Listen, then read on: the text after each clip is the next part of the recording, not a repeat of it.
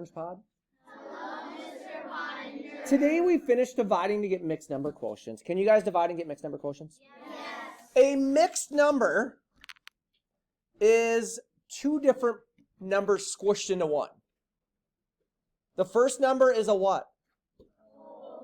And the second number is a? Fraction. We take a whole number and a fraction, we smush them together, yes? That becomes a mixed number. We'll show you what those look like in a bit. What do we know about fractions and decimals? Fractions and decimals, what do we know about them?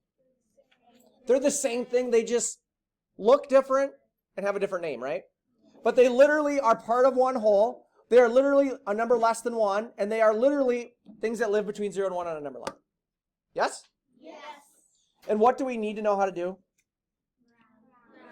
Okay, here we go. Here's the story. 4 girls were at Mr. Pottinger's house after swim practice. There was a pizza split into 5 pieces. Every girl got 1 piece, which left 1 left over, right? So every girl got 1 piece. We had a remainder of 1. We did not know what to do with that 1 piece. We weren't just going to give it to one of the girls. Today's eyes are up here.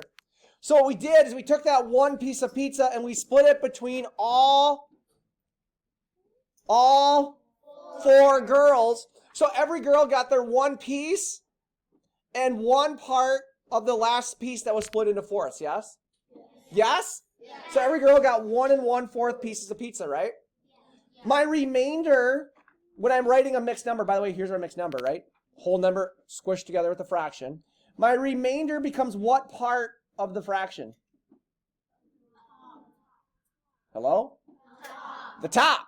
My divisor becomes what part of the fraction? That doesn't sound like everybody. Comes what part of the fraction? Everyone seems to be doing this. Well, I was going to stop right there. It would have been a really short video, but we need everyone involved here. So let's do this problem. 843 divided by 5. I rewrote it. What number goes inside the box? 843. Always the first number, right? Yeah, so I did all the division. You see your McDonald's math, right? I had 3 things left over, right? Yes. I had it split into 5, yes? Yes. So the 3 is my remainder. Where does it go in the fraction? Say again? My divisor goes where in the fraction?